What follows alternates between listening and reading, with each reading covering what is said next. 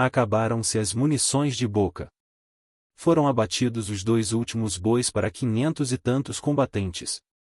Isto valia por um combate perdido. A feição da luta agravava-se em plena marcha, antes de se dar um tiro.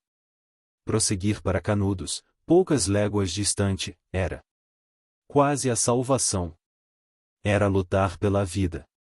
Completando o transe, desapareceram à noite, em grande parte, os cargueiros contratados em Monte Santo. E, sob o pretexto de providenciar para urgente remessa de munições, o comissário daquela vila largou para ignoradas paragens, e não voltou. Alguém, entretanto, salvou a lealdade sertaneja, o guia Domingos Jesuíno. Conduziu as tropas para a frente até ao Rancho das Pedras, onde acamparam. Estavam cerca de 2 léguas de Canudos. E à noite um observador que do acampamento atentasse para o norte, distinguiria talvez, escassas, embruxoleios longínquos, fulgindo e extinguindo-se, intermitentes, muito altas, como estrelas rubras entre nevoeiros, algumas luzes vacilantes demarcavam as posições inimigas. Ao alvorecer, desdobraram-se imponentes de penedias, caprichosamente repartidos, semelham, de fato, grandes cidades mortas ante as quais o matuto passa, medroso, sem desfitar a espora dos ilhais do cavalo em disparada, imaginando lá dentro uma população silenciosa e trágica de almas do outro mundo. São deste tipo as casinhas que se vêem para lá do Aracati, perto da estrada de Jeremoabo a Bom Conselho, e outras, despontando por todos aqueles lugares imprimindo um traço singularmente misterioso naquelas paisagens melancólicas. Baluarte Sinicalces Linimento. A Serra do Cambaio é um desses monumentos rudes. Certo, ninguém lhe pode enxergar geométricas linhas de cortinas ou parapeitos bojando em redentes circuitados de fossos. Eram piores aqueles redutos bárbaros. Erigiam-se à têmpera dos que os guarneciam. E à distância, indistintos os ressaltos das pedras e desfeitos os vincos das quebradas, o conjunto da serra incute, de fato, no observador, a impressão de topar, de súbito, fraudejando. Subindo por ela em patamares sucessivos e estendidas pelas vertentes, as barbacãs de velhíssimos castelos, onde houvessem embatido, outrora, assaltos sobre assaltos que os desmantelaram e aluíram, reduzindo-os a montões de silhares em desordem, mal aglomerados em enormes hemiciclos, sucedendo-se em renques de plintos, e torres, e pilastras truncadas, avultando mais ao longe, no aspecto pintoresco de grandes colunatas derruídas. Porque o Cambaio é uma montanha em ruínas. Surge, disforme, rachando sob o periódico embate de tormentas súbitas e insolações intensas, desde ungida e instalada, num desmoronamento secular e lento. A estrada para Canudos não a torneja. Ajusta-se-lhe, retilínea. As ilhargas, subindo em declive, constrangida entre escarpas, mergulhando por fim, feito um túnel, na angostura de um desfiladeiro. A tropa por ali enfiou. Naquela hora matinal a montanha deslumbrava. Batendo nas arestas das lajes em pedaços, os raios do sol refrangiam em vibrações intensas alastrando-se pelas assomadas, e dando a ilusão de movimentos febris, fulgores vivos de armas cintilantes, como se em rápidas manobras forças numerosas ao longe se apercebessem. Para o combate. Os binóculos, entretanto, percorriam inutilmente as encostas desertas. O inimigo traía-se apenas na feição ameaçadora da terra. Encantuara-se. Rentes com o chão, rebatidos nas dobras do terreno, entaliscados nas crastas, esparsos, imóveis. Expectantes, a dedos presos aos gatilhos dos clavinotes, os sertanejos quedavam, em silêncio, tenteando as pontarias, olhos fitos nas colunas ainda distantes, embaixo, marchando após os exploradores que esquadrinhavam cautelosamente as cercanias. Caminhavam vagarosamente. Atulhavam as primeiras ladeiras cortadas à meia encosta. Seguiam devagar, sem aprumo. Empurradas pelos canhões onde se revezavam soldados ofegantes em auxílio aos muares impotentes a tração vingando aqueles declives. E foi nesta situação que as surpresou o inimigo. Dentre as frinchas, dentre os esconderijos, dentre as moitas esparsas, aprumados no alto dos muramentos rudes, ou em despenhos alviés das vertentes, apareceram os jagunços, num repentino deflagrar de tiros. Toda a expedição caiu, de ponta a ponta, debaixo das trincheiras do Cambaio. Primeiro recontro. O recontro fez-se em vozeria em que, através dos costumeiros vivas ao bom Jesus e ao nosso conselheiro, rompiam brados escandalosos de linguagem solta, apóstrofes insolentes, e entre outras uma frase desafiadora que no decorrer da campanha soaria invariável como um estribilho irônico. Avança. Fraqueza do governo. Houve uma vacilação em toda a linha. A vanguarda estacou e pareceu recuar. Conteve-a, porém, uma voz imperiosa. O major Febronil rompeu pelas fileiras alarmadas e centralizou a resistência, em réplica fulminante e admirável, atentas às desvantajosas condições em que se realizou. Conteirados rapidamente os canhões, bombardearam os matutos a queima-roupa, e estes, vendo pela primeira vez aquelas armas poderosas, que decuplavam o efeito despedaçando pedras, debandaram, tontos, numa dispersão instantânea. Aproveitando este refluxo foi feita a investida, iniciada, de pronto, pelas 100 e tantas praças do 33º de Infantaria. Tropeçando, escorregando nas lajes, contornando-as, ou transpondo-as aos saltos, insinuando-se pelos telhados, atirando a esmo para a frente. As praças arremeteram com as rampas, e logo depois a linha do assalto se estirou, tortuosa e ondulante, extremada à direita pelo 9º e à esquerda pelo 16º e a polícia baiana. O combate generalizou-se em minutos, e, como era de prever, as linhas romperam-se de encontro aos obstáculos do terreno. Foi um avançar em desordem. Fracionados, galgando penhascos. A pulso, carabinas presas aos dentes pelas bandoleiras, ou abordoando-se as armas, os combatentes arremeteram em tumulto. Sem o mínimo simulacro de formatura, confundidos batalhões e companhias, a vagas humanas raivando contra os morros, num marulho de corpos, arrebentando em descargas, espadanando brilhos de aço, e estrugindo em estampidos sobre que passavam estrídulas, as notas dos clarins soando a carga. Embaixo, na ladeira em que ficará a artilharia, os animais de tração e os cargueiros, espavoridos pelas balas, partindo tirantes, sacudindo fora canastras e bruacas, desapareciam a galope ou tombavam pelos taludes íngremes. Acompanhou-os o resto dos tropeiros, fugindo, surdos às intimativas feitas com revólveres engatilhados, e agravando o tumulto. No alto, mais longe, pelo teso da serra, reapareciam os sertanejos. Pareciam dispostos em duas sortes de lutadores, os que se agitavam, velozes, surgindo e desaparecendo, às carreiras, e os que permaneciam firmes nas posições alterosas. A cavaleiro do assalto, estes iludiam de modo engenhoso a carência de espingardas e o lento processo de carregamento das que possuíam. Para isto se dispunham em grupos de 3 ou 4 rodeando a um atirador único, pelas mãos do qual passavam, sucessivamente, as armas carregadas pelos companheiros invisíveis, sentados no fundo da trincheira. De sorte que se alguma bala fazia baquear o clavinuteiro, substituía-o logo qualquer dos outros. Os soldados viam tombar, mas ressurgir imediatamente, indistinto pelo fumo, o mesmo busto, apontando-lhes a espingarda. Alvejavam-no de novo. Viam-no outra vez cair, de bruços, baleado. Mas viam outra vez erguer-se, invulnerável, assombroso, terrível, abatendo-se e aprumando-se, o atirador fantástico. João Grande. Este ardil foi logo descoberto pelas diminutas frações atacantes que se avantajaram até as canhoneiras mais altas. Chegaram ali esparsas.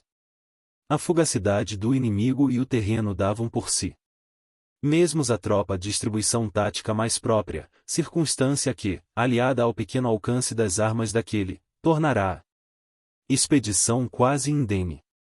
Os únicos tropeços à escalada eram as asperezas do solo. As cargas amorteciam-se nas escarpas. Não as esperavam os jagunços. Certos da inferioridade de seu armamento bruto, pareciam desejar apenas que ali ficassem, como ficaram a maior parte das balas destinadas a canudos.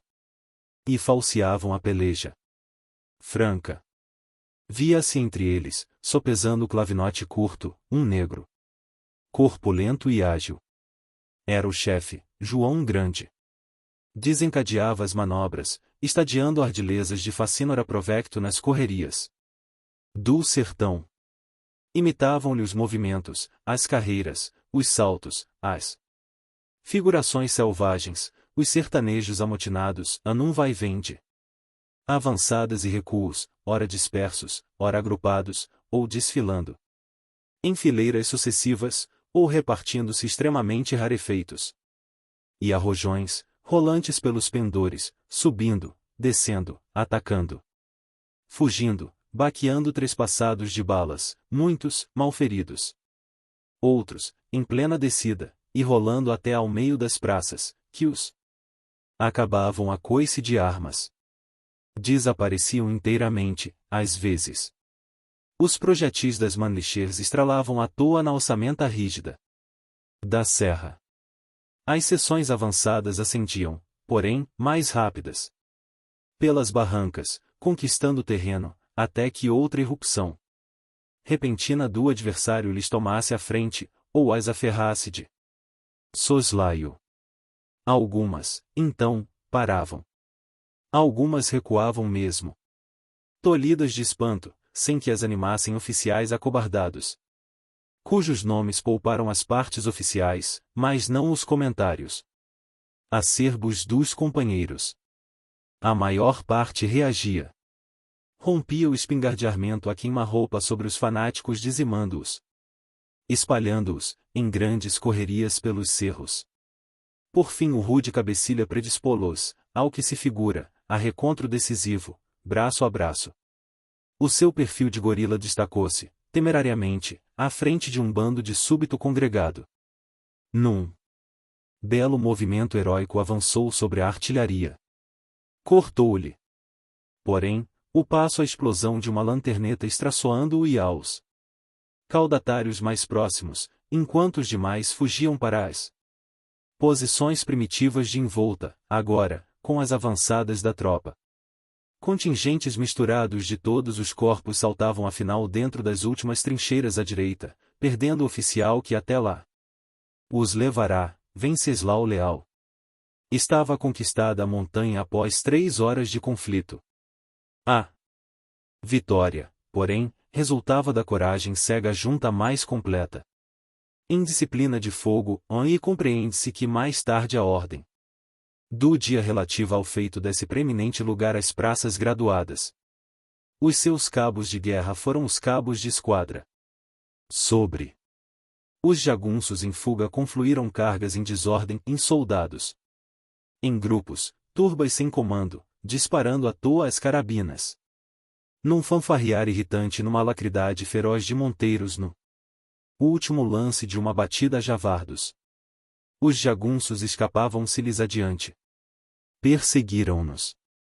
A artilharia, embaixo, começou a rodar, puxada a pulso, pelas ladeiras acima. Realizará-se a travessia e, tirante o dispêndio de munições, eram poucas as perdas, há 4 mortos e 20 e tantos feridos. Em troca os sertanejos deixavam 115 cadáveres, contados rigorosamente. Episódio trágico. Fora uma hecatombe.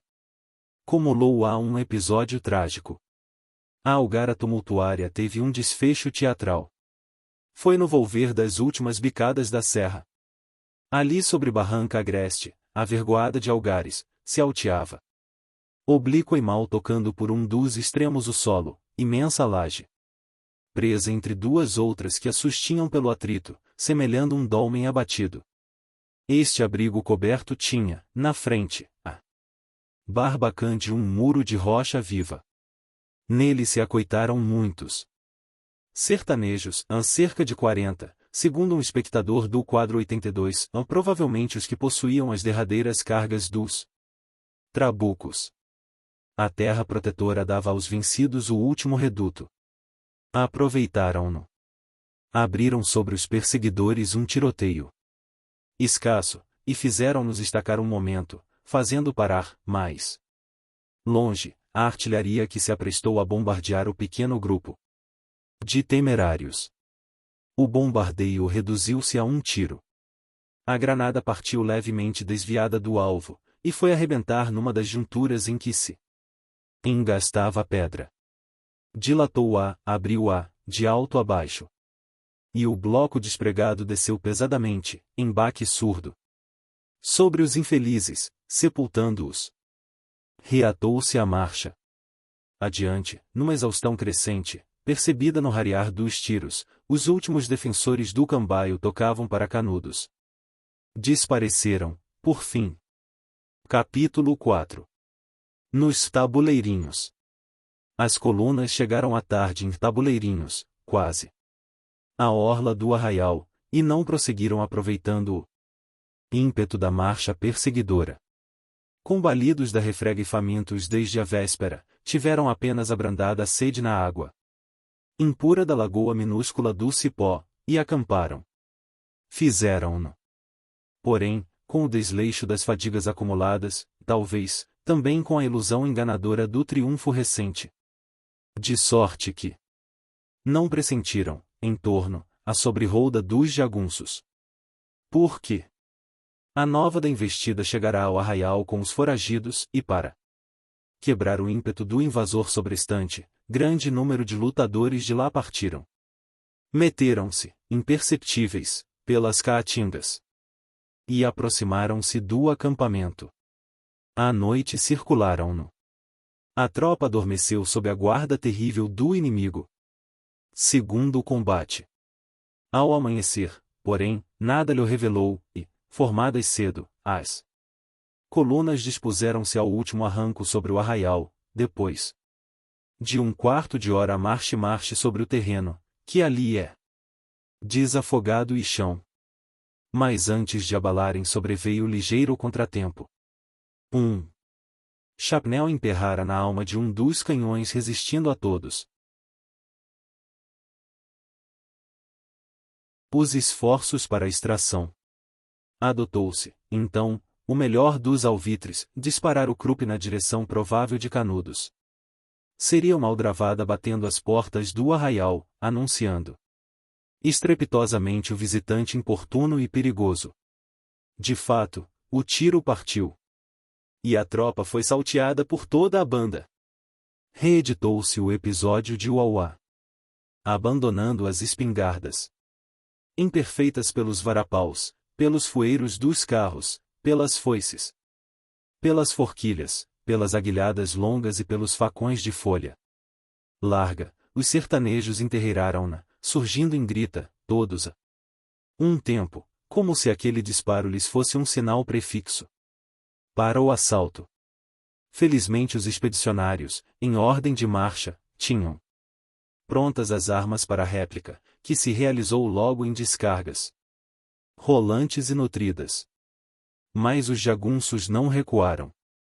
O arremesso da investida jogará-os dentro dos intervalos dos pelotões. E pela primeira vez os soldados viam, de perto, as faces trigueiras daqueles antagonistas. Até então esquivos, afeitos às correrias velozes nas montanhas. A primeira vítima foi um cabo do 9 graus. Morreu matando. Ficou trespassado na sua baioneta o jagunço que o abatera, atravessando-o com o ferrão de vaqueiro. A onda assaltante passou sobre os dois cadáveres. Tomara-lhe à frente um mamaluco possante, um rosto de bronze afeado pela pátina das sardas, a de envergadura de gladiador. Sobressaindo no tumulto. Este campeador terrível ficou desconhecido à história. Perdeu-se-lhe o nome. Mas não a imprecação altiva que arrojou sobre a vozeria e sobre os estampidos, ao saltar. Sobre o canhão da direita, que abarcou nos braços musculosos. Como se estrangulasse um monstro. Viram, canalhas, o que é ter coragem? A guarnição da peça a recuar espavorida, enquanto ela rodava. Arrastada a braço, apresada. Restava aos invasores um recurso em desespero de causa, avançar aforradamente, deslocando o campo do combate, e cair. Sobre o arraial, assaltantes e assaltados, tendas e ilhargas os guerrilheiros atrevidos, e talvez na frente, antes da entrada daquele. Outros reforços tolhendo-lhes o passo. Mas nesse pelejarem.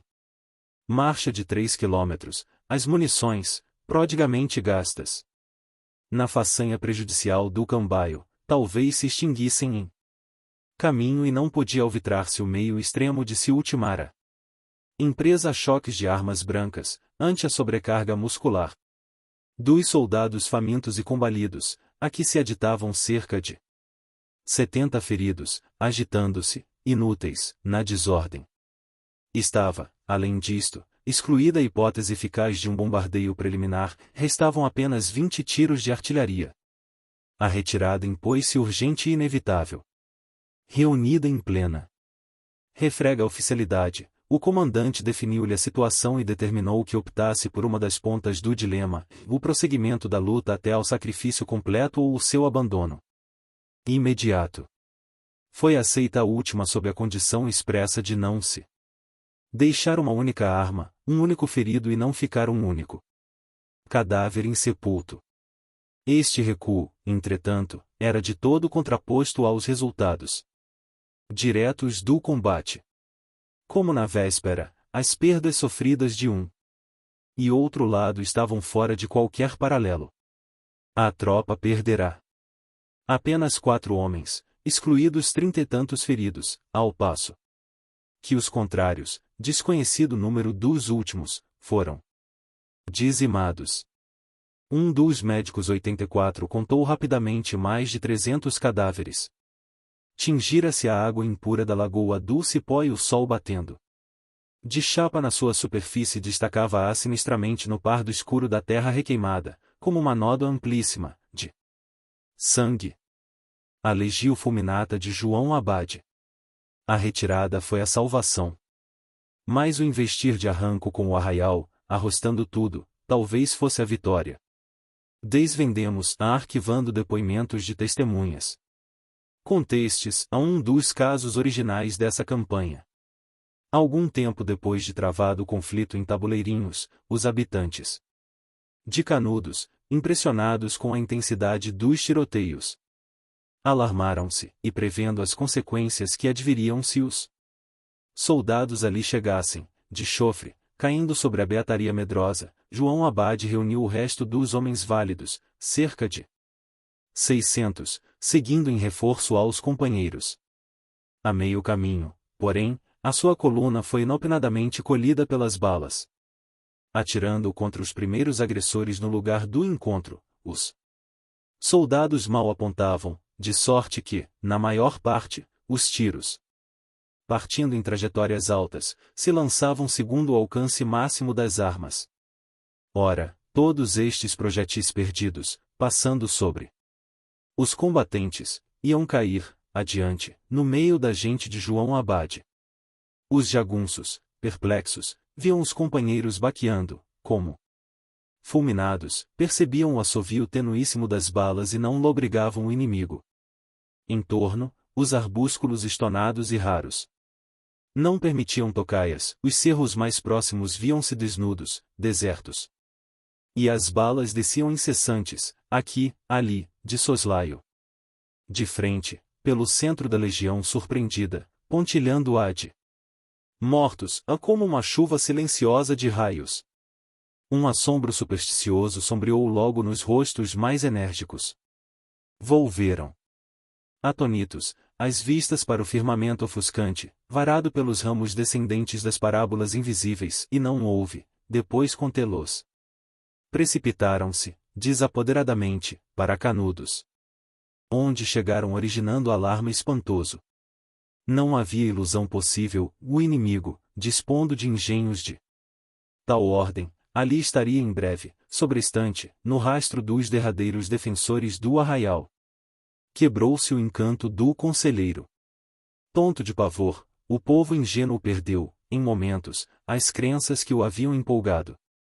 Bandos de fugitivos, sobraçando trouxas estavanadamente feitas, porfiavam na fuga, atravessando, rápidos, a praça e os becos, demandando as caatingas, sem que os contivessem os cabecilhas mais prestigiosos, enquanto as mulheres, em desalinho, em gritos, soluçando, clamando, numa algazarra indefinível, mais ainda fascinadas, agitando os relicários, rezando, se agrupavam à porta do santuário, implorando a presença do evangelizador. Novo milagre de Antônio Conselheiro. Mas Antônio Conselheiro, que nos dias normais mesmo evitava encará-las, naquelas aperturas estabeleceu separação completa. Subiu com meia dúzia de fiéis para os andaimes altos da igreja nova, e fez retirar, depois, a escada. O agrupamento agitado ficou embaixo, imprecando, chorando, rezando. Não olhou sequer o apóstolo esquivo, atravessando, impassível sobre as tábuas que infletiam, rangendo. Atentou para o povoado revolto, em que se atropelavam, prófugos, os desertores da fé, e preparou-se para o martírio inevitável. Neste comenos sobreveio a nova de que a força recuava. Foi um milagre. A desordem desfechava em prodígio.